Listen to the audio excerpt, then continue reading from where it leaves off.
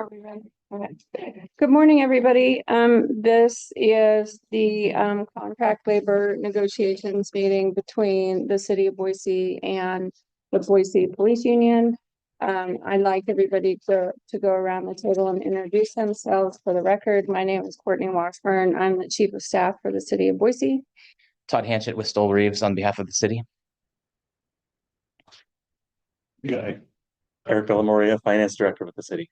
Vince Champion, National Director for the International Brotherhood of Police Officers. Eamon Jones, Union. Darren Lee, negotiator. AJ Beans, Union Negotiator. Chad Johnson. Guy Allen, Union Attorney. All right. Good morning, everybody. So I am going to start with just a basic timeline of where we started and where we are today. I'm going to share some additional information. I've asked Eric to come to provide us all with an updated budget forecast for the city. It's been a while since we met, and our financial situation continues to change. And then Todd will go over the details of a proposal of a contract. Does that work for everybody? Sure.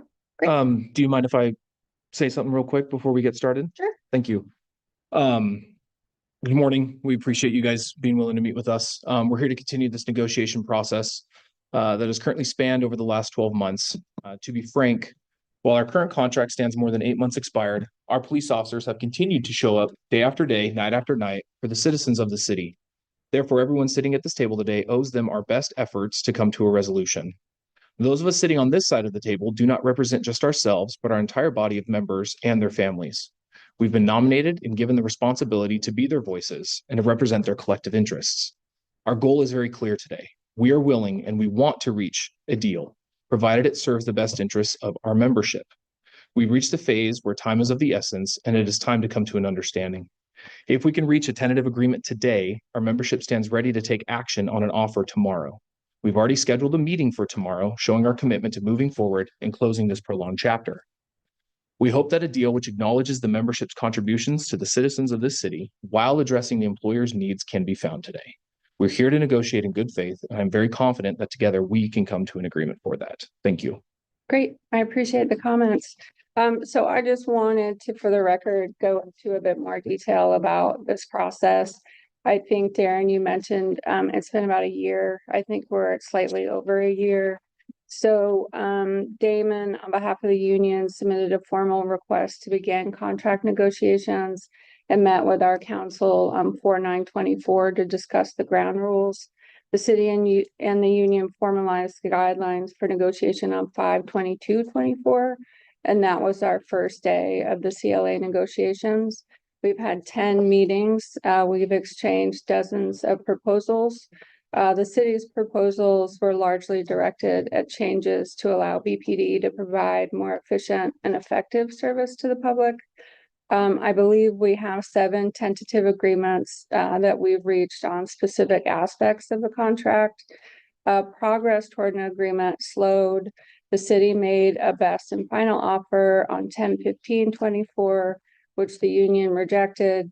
Mediation was scheduled for 2/19/25, but was canceled due to the termination of the employment of a number of mediators, including the one handling our mediation.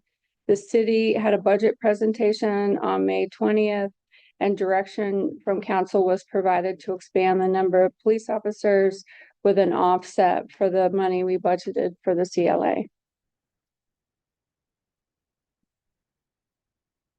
I agree with you that despite significant efforts on both sides, we have not reached mutual agreement. And at the same time, the city's budget process for fiscal year 2026 has been moving forward.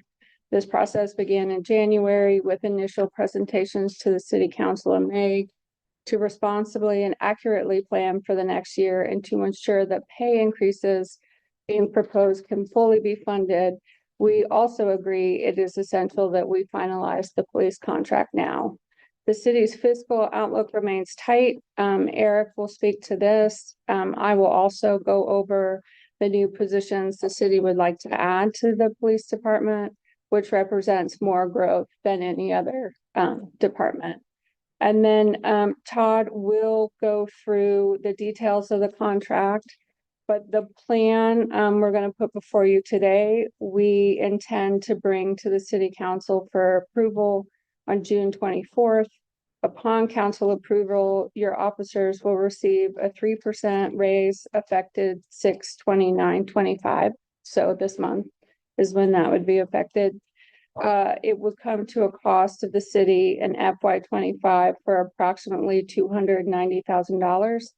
In addition, our proposal has you receiving 3% every year for 4 years, starting in October. The estimated cost of that investment is 5.3 million. And when you consider the additional financial benefits, the estimated total cost rises to 6.2 million. We also agree with you that delaying this further will hurt the officers that continue to serve our city, and we look forward to a productive conversation today. I also want to make you aware that I intend to email sworn officers with the talking points I have just gone over with each of you today. I would imagine at the end of our session. Okay, thank you.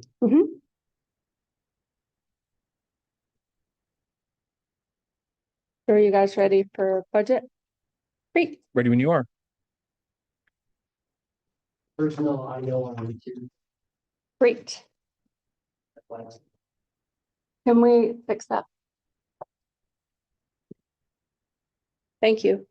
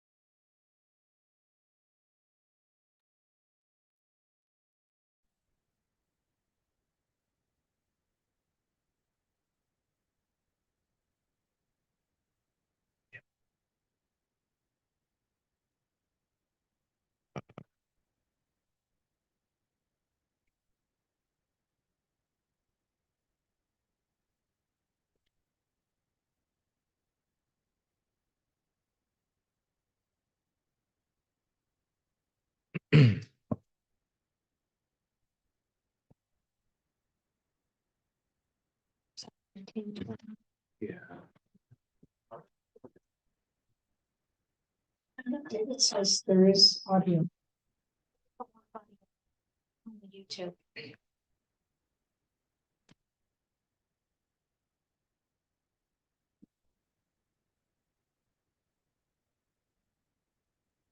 was watching YouTube and he said there was audio. Yeah, but we don't want audio.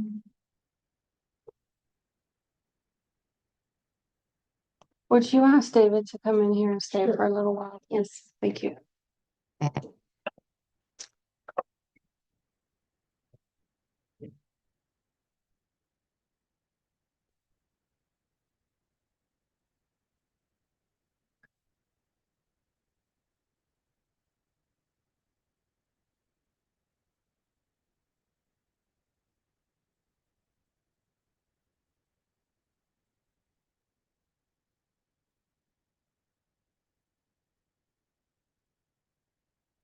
Is someone recording no audio? Because I could hear audio the whole time on YouTube. I think that's fine now. We're not sure what we're doing. If you could just hang out for a little bit. Yep. So we can continue the meeting, that'd be great. He says it's working now, Great, so maybe. awesome. All right, Eric. Okay, thank you very much. I do just a little overview kind of timeline. Like this.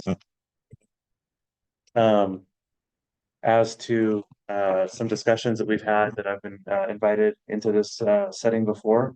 This will be my third presentation for this process.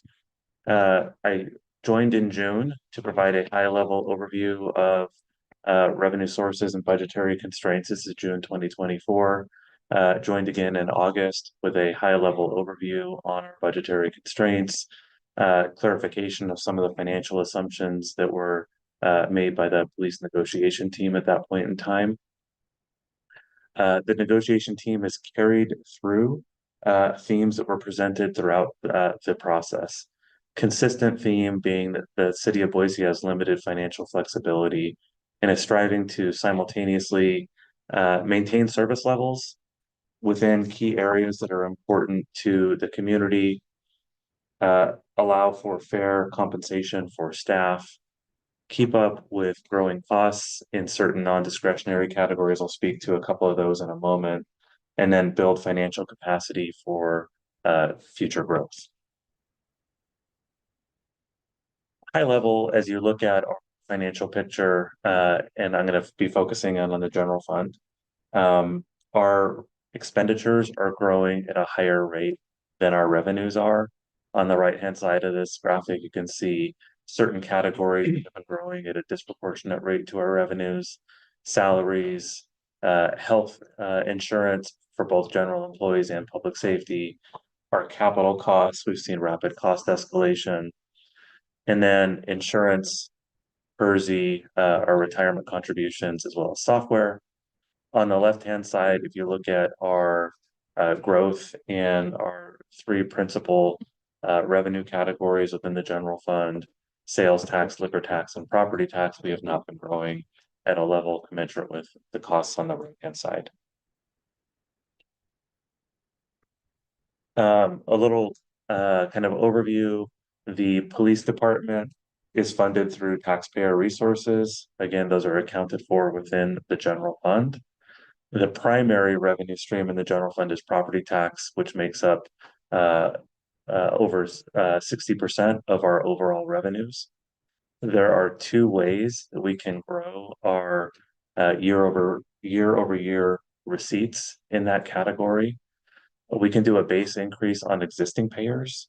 When we do that, we are limited to growth of 3% or less. That growth is generally used to support cost increases associated with existing services. We also can grow property taxes when new construction comes online or annexation, as well as through the expiration of urban renewal districts when that happens. Those revenues are, the idea is generally to use those to support new costs associated with growth. Recommendations included in the fiscal year 2026 budget, which was released this past Friday, aim to enable growth and ensure the long-term health of the organization by, wherever possible, capping expenditure growth at 3% to match the property taxes. This is another graphic showing general fund revenues.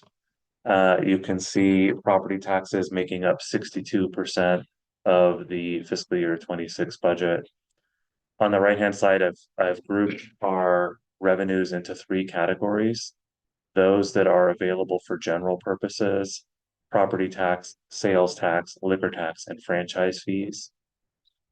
I'll come back to those in a minute. Those that are service reimbursements, so there is an associated cost associated with those revenues coming into the general fund, and those are departmental revenues, development fees, and internal charges. And then we have a much smaller category that is not counted upon for ongoing budget balancing, and that would include one-time resources associated with fund balance and carry forward, fines and forfeitures, and other revenues. Zooming back up to the general purpose revenues, I spoke to property tax and the growth that is allowable within that category, 3% for base. Sales tax, we have been in recent years limited to 1% annual growth. Sales tax representing about 8% of our overall budget. We've been limited to 1% growth based on statewide legislation approved in calendar year 2020. Liquor tax, which represents a much smaller portion, approximately 1%, but we have seen actual year-over-year declines in liquor tax collections due to changing consumption habits and then franchise fees. Generally, if you were to look at a 10-year history, you'd see that revenue stream being pretty flat. So the primary revenue that we have available to support compensation growth, property tax, is constrained at 3%.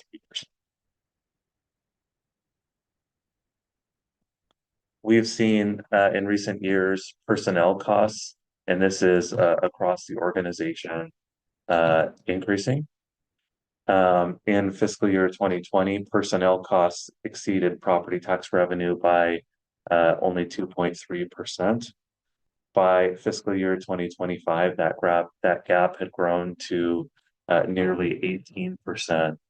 And that increase was driven by cumulative FTE growth as we respond to growth within the organization, as well as rising personnel related costs, including salary and retirement and health.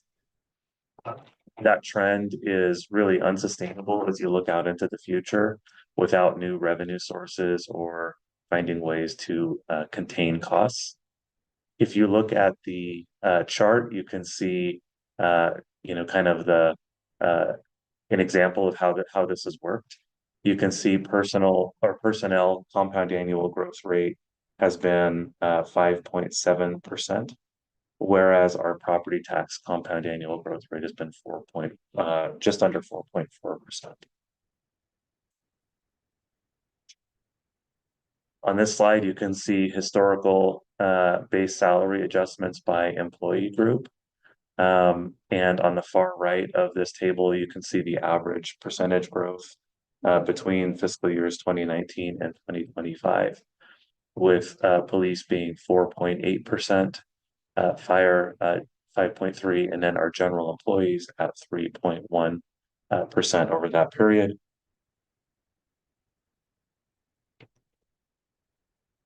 I mentioned PERSI being a component of our personnel costs. Our contribution rates towards the PERSI system have been steadily rising. If you go back to fiscal year 2020, we had a 12.25 employer contribution rate. We expect to see a 13.98% employer contribution rate in this upcoming fiscal year. That's 14% higher than that fiscal year 2020 baseline. The following year, we expect that to grow to 15.44%, which would be a 26% increase from that baseline. And then by 2028, be at 16.17%, almost a third higher than the 2020 rates. On the left-hand side, you can see a chart that shows kind of the upward trend of the contribution rate for the PERSI rate. We are holding it flat in fiscal year 2028 for the purposes of this chart, as the timing of additional increases is currently unknown. But looking at past trends, we can expect those rates to increase.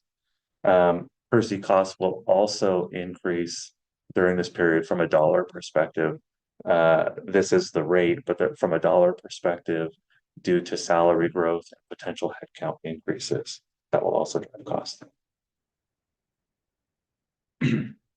If we look at PERSI kind of overall, they do continue to rise for the city due to several factors, including increasing headcount as we respond to growth demands of the city. Looking at increasing compensation, there's a corollary with salary and PERSI costs, and then PERSI employer contribution rates, which is what I was speaking to on a previous slide. That's attributable to many factors, including PERSI demographics and PERSI earnings. If you look at PERSI costs as a percentage of the general fund budget, in fiscal year 2022, they were 5.3% of the overall budget. We expect them to be 6.2% as part of this upcoming year. And due to salary growth, as well as contribution rate increases, we expect that to go up to 7.4% by 2029 and 8.2% by 2035. That's kind of an overview on the Any questions for Eric before I talk about the police department staffing additions? No, sorry. No, I have one for clarification though. And this is me coming at it super ignorantly. I was under the impression that our Percy contributions have actually decreased this year due to the sunset clause that occurred with the retirement program that is phased out. That is correct. They went from 14.65% to 13.98% in April of this calendar year. Percy has signaled upcoming increases. There was a board meeting 20th where they signaled upcoming increases. Okay. And that's been reflected on that. Okay. I think Yeah. that. Great. So in our proposed budget with the offset of the CLA, can you give me the next slide? We are keeping growth where we can to 3%. In the meantime of these negotiations, our proposal for general employee increases is actually 2.6%. So this proposal is higher than the general employees.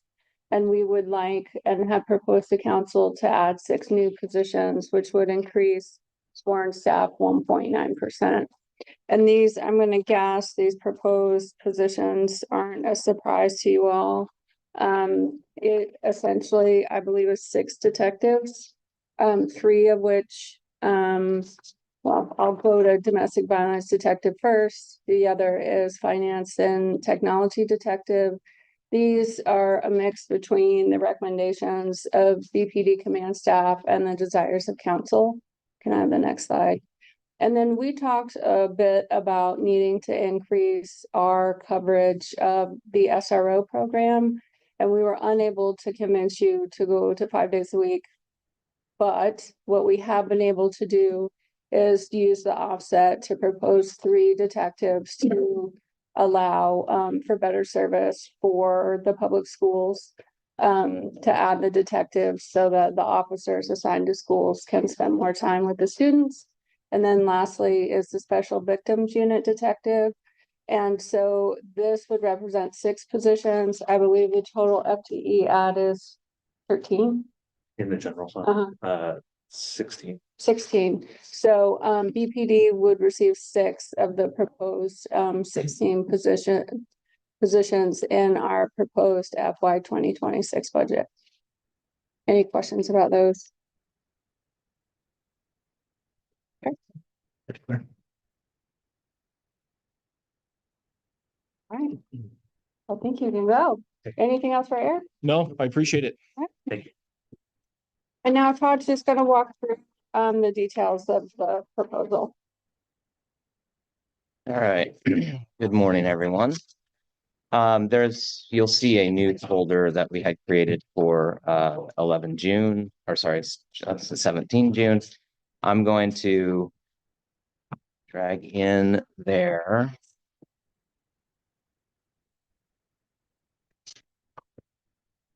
Now, what is titled City Last and Final. And what we've done is it's a full red line of the CLA so that you can see the red line changes where they fall. This is the last and final that will be presented to City Council. Yeah, you usually have to update it. Yeah, it just came in.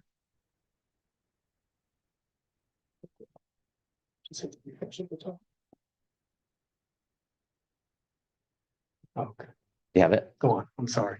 No problem.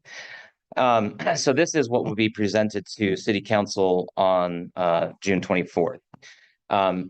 Just in terms of an overview, what you'll see is that we've moved off of a number of things that the city was looking for in some prior proposals. We retained the TAs that we've reached here. There are some cleanup items And then there are some other things that the city and the department needs from an operational standpoint. And those are reflected there as well. And I think also importantly, as Courtney pointed out, it gives our officers an immediate increase upon approval by city council, with one additional increase to follow shortly thereafter in October. So let me walk you through, if everybody has that open now. And I'll just take you through the entire thing. The table of contents needs to be updated. We haven't done that. That would have been a complete red line, so didn't want to do that. You'll see some changes on page 1 and on page 2. Under section 1, the preamble, and in section 2, the scope, as well as section 3, some of the general provisions. These reflect really the facts on the ground, right? That we haven't reached an agreement at this point, and we want the language to accurately reflect that status. So when it'll be accurate in terms of when we intend to propose this to city council, those changes need to be made. So it's references to, for example, in section 1, the fact that the parties have reached an agreement. On page 2, we've added language reflecting that the parties have been unable to reach agreement. In section 3, we've updated the dates. What we're proposing is a contract that will run through from June 29, 2025 through September 30 of 2029.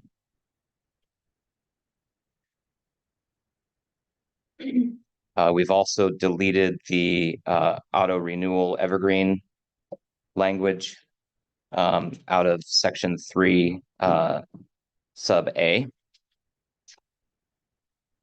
The next change you'll see is on page 3.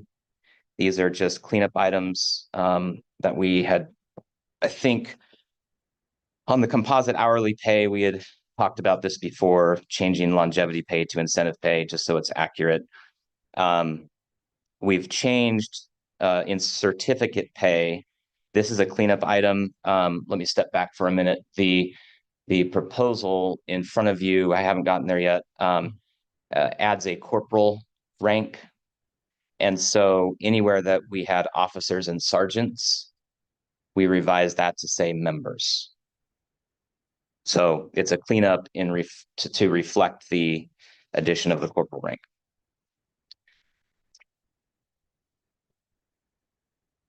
You've moved down to page 7.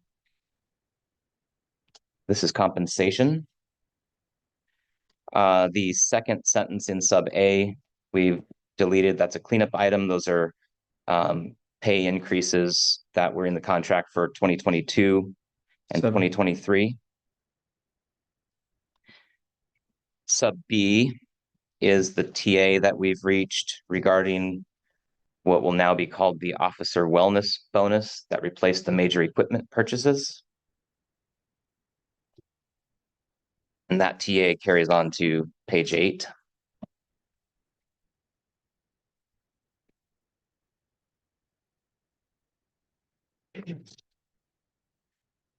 The next red line you'll see on page 11.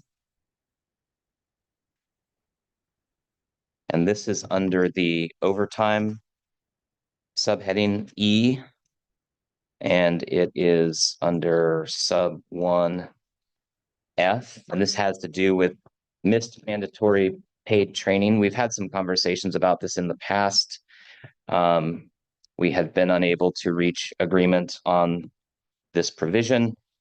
So we took a look at it. This is new language that is simplified and addresses the operational concerns that the department has around this.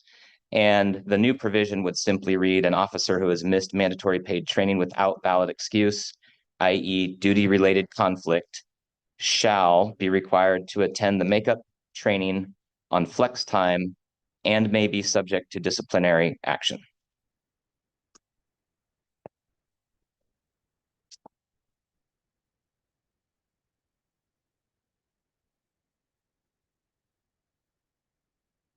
Next red line is on page 15. And this is under shift differential.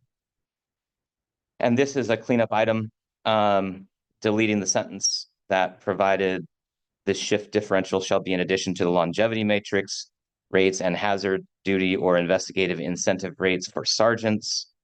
And we included this shift differential also shall be in addition to incentive pay for members assigned as detectives. But that's one that we've put in front of you before.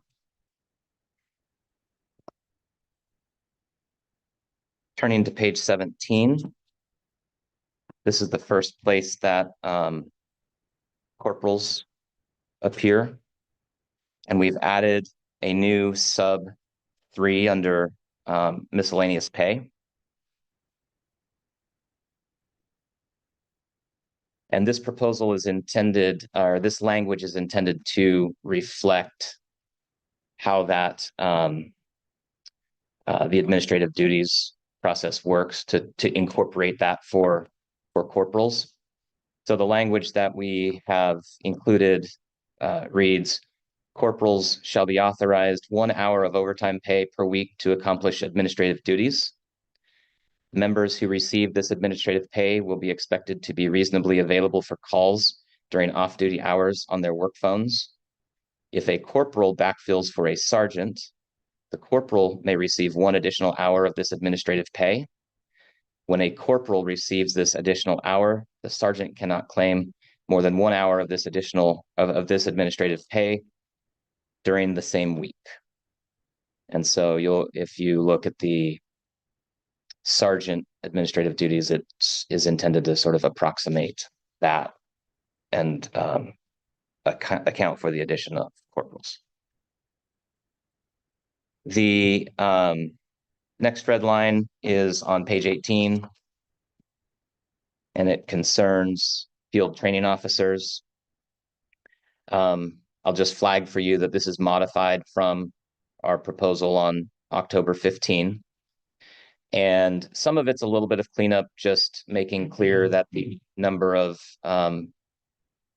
FTOs will be determined by the chief of police. It didn't say that expressly before, but I think that was understood. And the corollary is that it may be reduced at any time by the chief. And then we included a provision that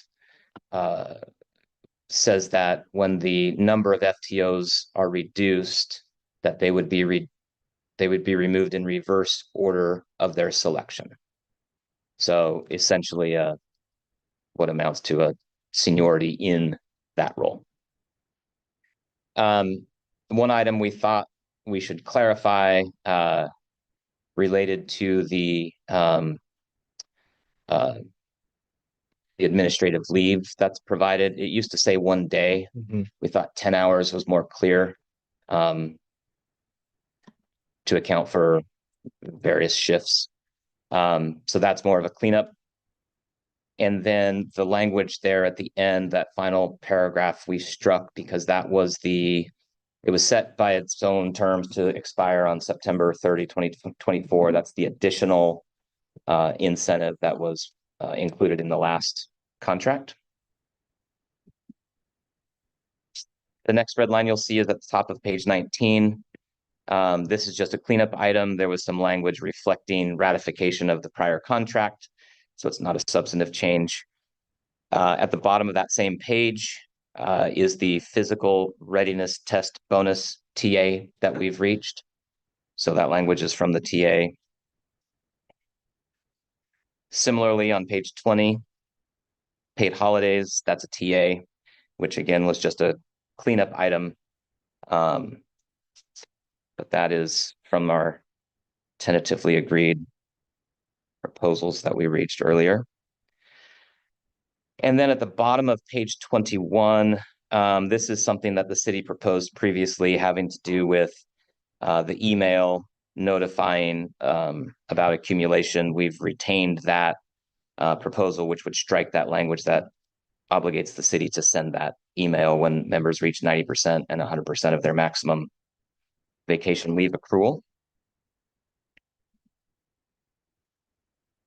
The next red line is on page 22. And this is the sick leave TA that we reached. And that was just a reflection of how that is accrued. The bottom of page 22 under the wellness incentive plan, this is another cleanup item. This pertains to the HRA VIBA, and the previous contract had a couple of different percentages related to the contribution, 60%, 75%. We updated that to what is current, which is the 75% of accumulated sick leave. And we moved a sentence just because it didn't make sense if you read that sentence first. It's referring to something that was stated previously, so we just dropped that down.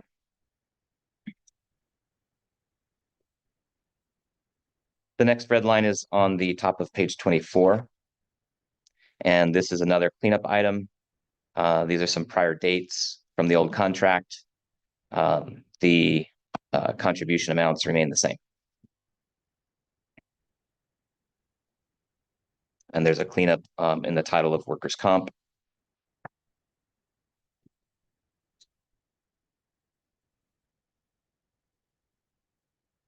The next red line is on page 27.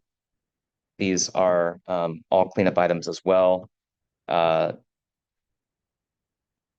including in sub 2, just a use of the term patrol in lieu of uniformed functions, training division in lieu of TED, which we've talked about previously. And then in sub 4, that members shall choose their shifts according to seniority. We made some other changes with that shift selection process.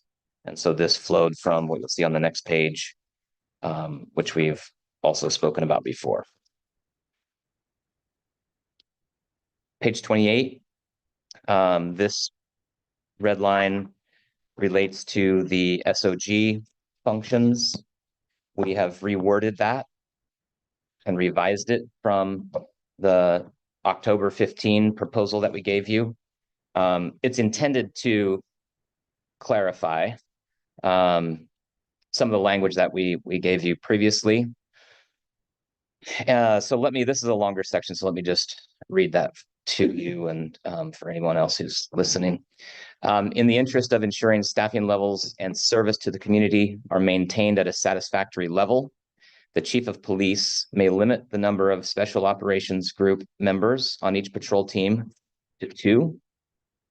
During the druthering process, 2 slots on each patrol team will be designated for SOG members unless the chief of police increases this number.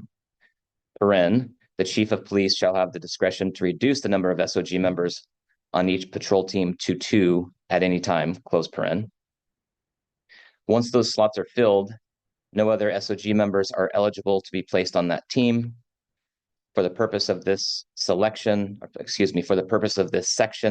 SOG will be defined as members of the Special Operations Unit, Crisis Negotiation Team, and Explosive Ordnance Detail.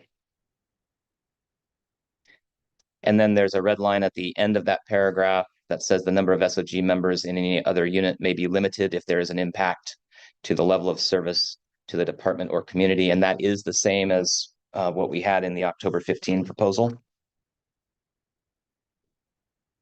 Next section, sub 5.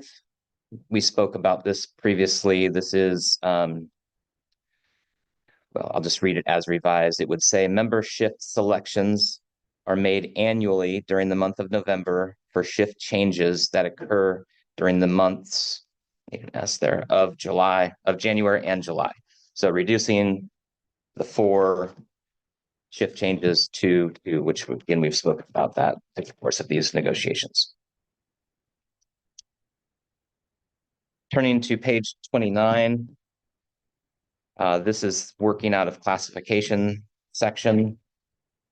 There are some cleanup items there. The first red lines you'll see relate to some changes that were implemented during the last contract.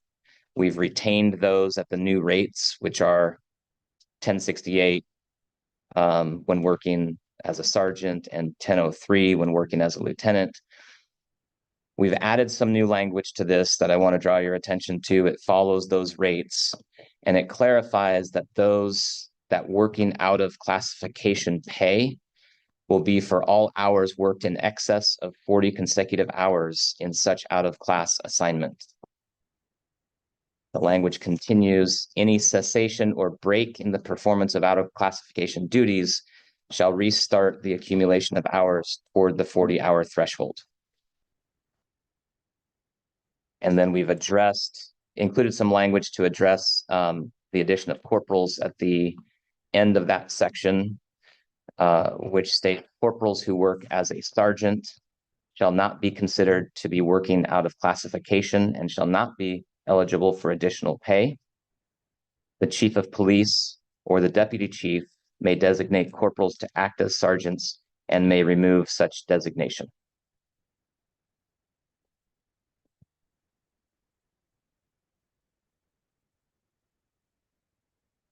The next red line is in section F, seniority. That's a TA, but I want to draw your attention to one change that varies from that, and that's the additional of the word corporal, the two words corporal or, again, to reflect the fact that we have added corporals as a rank that needed to be referenced there in terms of how seniority plays out.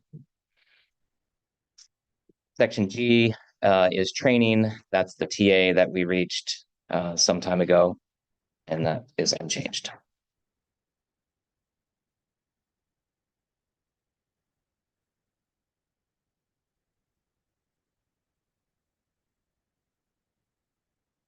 Turn to page 42 for the next red line. This is section 8, special conditions. Sub A, filling a vacant position. And the addition there is just to add corporal to the vacancy process and how that will work.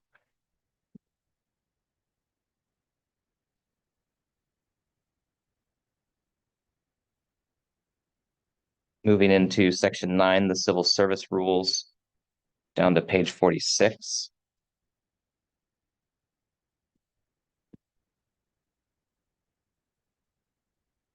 This is removal of appointment, and the change we have here to sub B is new language.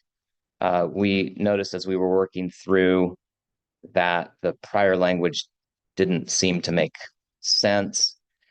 It read dishonesty, immoral conduct, insubordination, or any other act of omission or commission tending to injury public service. And so we revised that to read, although I see now that that of could be changed. Dishonesty, immoral conduct, insubordination, or any other act or omission or commission which is unbecoming of public service, or any other willful failure on the part of the employee to properly conduct themselves.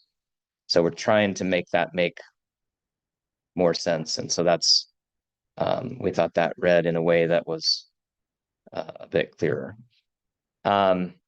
C, we view as a cleanup item.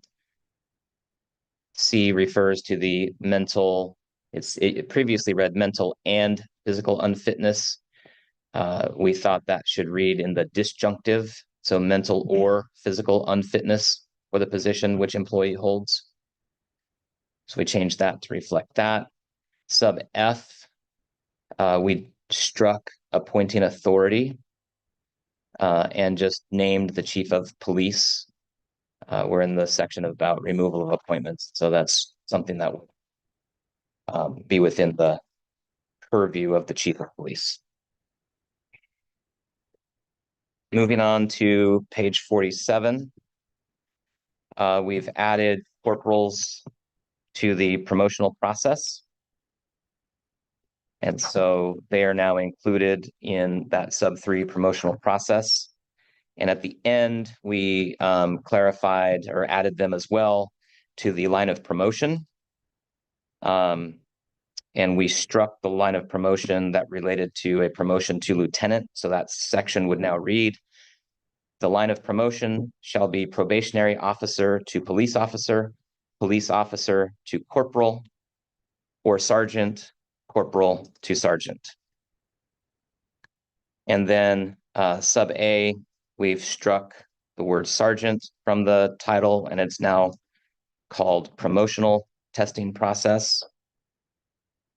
And this reflects the changes that we discussed above, specifically with respect to removal of the lieutenant from this provision.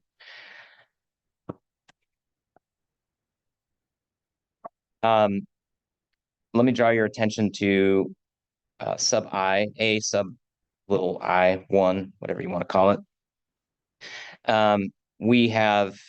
This is language that we've previously proposed. It wasn't in our 1015 proposal, but we have included it here. And the second sentence there would read, any officer with 4 years of consecutive service at BPD, or any officer who has successfully completed the probationary period and has at least 2 years prior supervisory experience with another law enforcement agency is eligible to test for corporal or sergeant.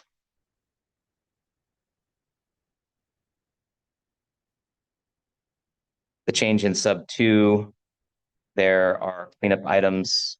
We've removed the reference to the Office of Police Personnel. That's now referred to as Human Resources.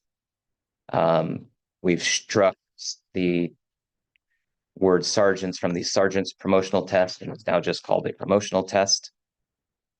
And then added corporal in the middle of page 48. Turning to the top of 49, we inserted the words of the same rank. So this is the section that talks about candidates that are eligible to proceed and how that works. Because of the addition of corporal, we added of the same rank to reflect that there could be a different rank in that process. Similarly, so you'll see another couple of human resources references, but toward the bottom on page 49, this is that similar rank issue. We added that the most senior candidate determined by rank and then by ADA number shall be placed higher on the list than the candidate with the same score. So it accounts for rank in the process. Page 50, middle of the page, this is another human resources change and adding corporals. So that's a cleanup item. And then on page 51, this is the same as we previously proposed, which is to strike the lieutenants from the promotional process inside of the CLA. The change in section 4, again, is a cleanup. It's deleting sworn officers and sergeants and substituting the word members, again, to reflect the addition of corporals in this contract. And then there are a few more human resources cleanup items there at the bottom. Similarly, on the middle of page 52, under involuntary transfer, officer and sergeant, deleted in and added in its place the word member in a couple of places, and then just capitalizing chief for chief of police. Continuing on that same page on 52, under involuntary transfer sub I, this is the process for the process that the department would follow if a position is no longer needed due to a reduction in workforce, staffing shortages. And this is new language. As we were looking at this, it appeared to us that the way that it read was redundant. Specifically, that last clause read as part of a documented discipline for just cause as defined by policy arising from a sustained complaint. Discharge, discipline already must be for cause. It's stated in the contract already. It's under the management rights provision, and it says discipline for cause. And we thought that it might be confusing because there are standards under the various policies that might be at issue in order to arrive at a sustained complaint. And so the language that we added was intended to reference the standard under the policy, not change the discipline for cause, just to reflect that the policies could contain their own standard and how you arrive at a sustained complaint. So our view is it's a cleanup item, trying to make things a little more clear. Page 53, this is all cleanup items, member in place of officer or sergeant. An R that should be an is. And then under sub D, we didn't think currently was necessary. It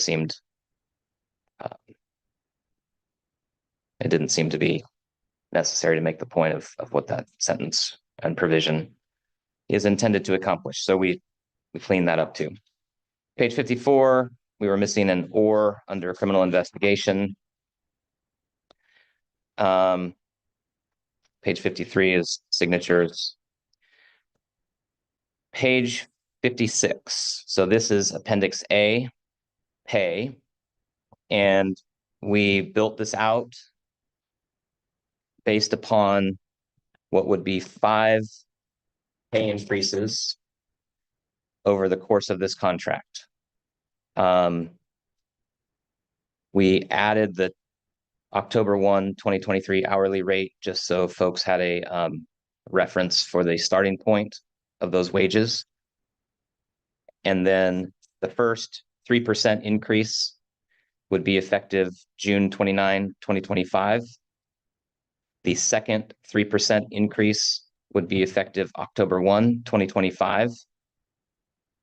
And then the contract would provide for 3% increases each October thereafter in 2026, 2027, and 2028.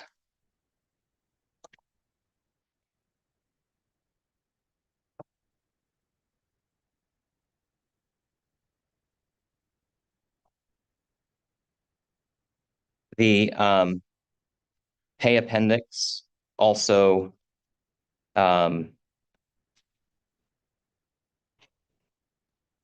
includes new designations for the corporal position. So it adds corporal, corporal 10, corporal 15, and corporal 20, and separates that from the PO 15, corporal, P20, corporal in the old agreement.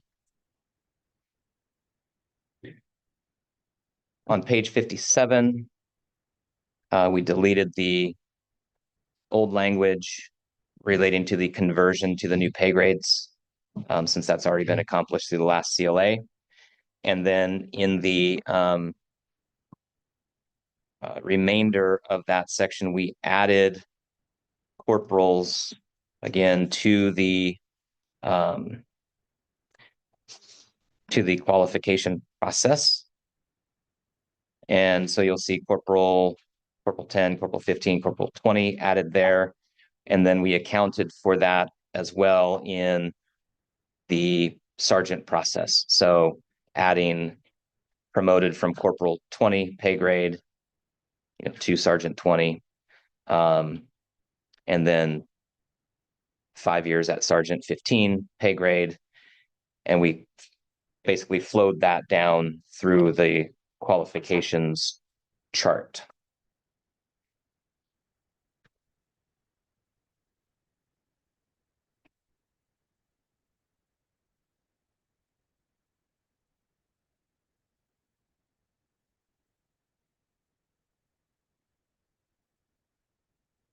Turning to page 59. We deleted the old figures from the prior contract and added new figures for each contract year, 2025 through 2029. Those reflect, I believe, I think I'm confident, 4% increases year over year in the HRA VIBA minimum funding standard for the life of this contract.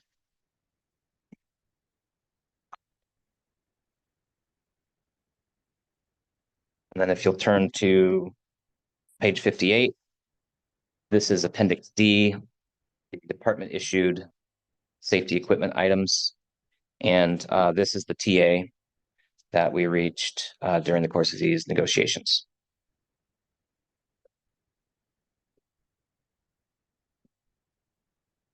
That's what we have for you.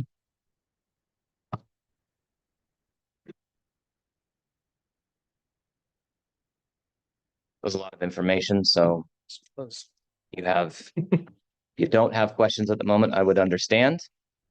But if you have any, great. Well, we can caucus and take a look at everything and then come back.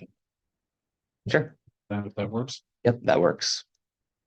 Before we go, a quick question for you, Todd. You communicated that as a last and final. Mhm. To me, that means that you're not willing to entertain a counter offer. Is that correct? That's correct. And then you also communicated it in such a way that you plan to take this to the city council for a vote on to June On the 24th, on the 24th, yeah. So it'll be That's- presented. regardless of whether the union agrees to it. No, we would absolutely be pleased. We would love the membership to have an opportunity to weigh in. You know, Courtney said all of this already, and I don't want to replow the ground, especially since, you know, she's the one who's trying to move things forward, and you know, we really want to do right by the officers. We want them to have these increases. We want them to receive them now. We didn't hold and wait and, you know, give you a contract that said you don't get one until October. We know you haven't seen one in a while. And so we were mindful of that. And so to answer I got off track. To answer your question, we would appreciate it if the members had an opportunity to agree to this.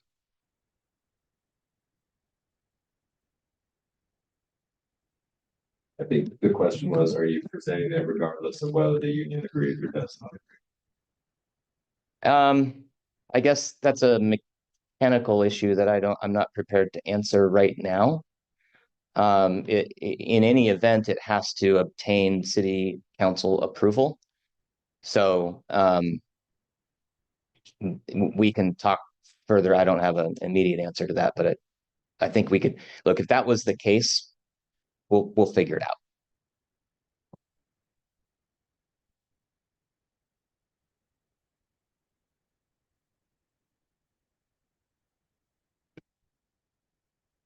Okay. Thank you.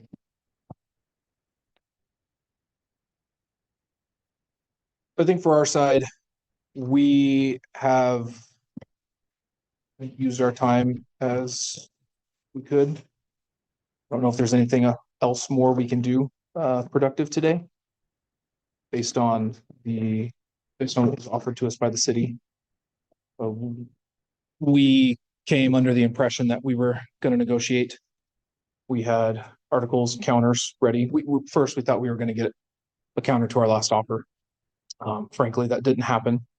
What did happen was a 59-page redlined contract was handed to us containing language we've never seen, proposals that have never been proposed, frankly, violating ground rules that we've previously agreed to.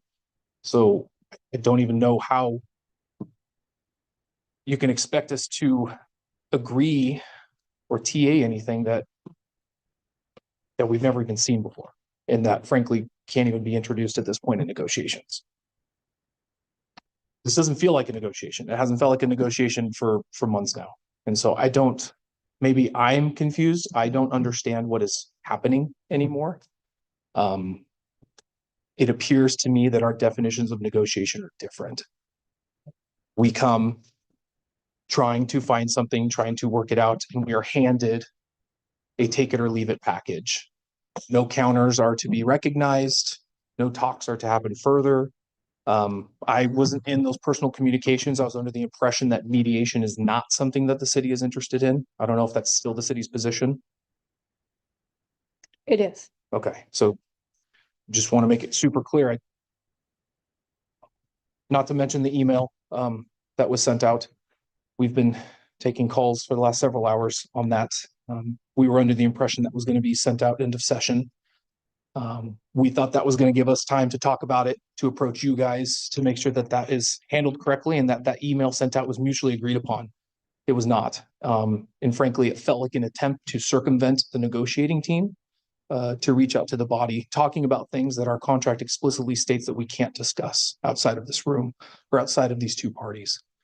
So needless to say, this has become a really frustrating process for our side of the table.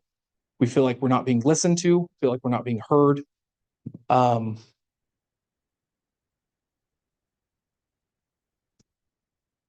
don't know. I don't know. What is your definition, Todd, of a negotiation? My definition it really has nothing to do with anything. I mean, we've had a number of conversations over 12, 13 months now. And I really don't want to engage in some sort of a tit for tat. Although I will say I would agree with your characterization that it hasn't felt a lot like a negotiation. Because even some of the very minor cleanup items, we couldn't get TA'd. They were still being held out there for some reason that was completely unknown to me and didn't make a whole lot of sense. And so it seemed like there was just some unwillingness to make any progress. And look, like I said, I don't want to get into tit for tat. I don't want to rehash the whole thing because I don't think we're going to accomplish anything by doing that. But suffice it to say, I think the frustration around that has been shared Sure. through the course of the process. Sure. I think it is fair to say, if I were to push back on anything there, we've never denied a counter proposal from the city. And we've never said that we will not entertain any counter proposals from the city. We are here to negotiate. We want to reach a resolution. I thought I made that very clear in our opening statement. That is what we're seeking today. Instead, we were handed something that we were told is going to city council for some approval in a week, whether we like it or not. I don't even know how mechanistically it works. So you can understand our confusion, frustration, and with people calling us, emailing us at the same time, understanding what's going on with the type of language that was sent from Courtney. So at this point, I don't know if there's anything else productive that we can do on our side of the table today. Is there anything that you guys have to bring forward? Because technically we're on till 4 and we have to have mutual agreement to end the meeting early. That's why I bring that up.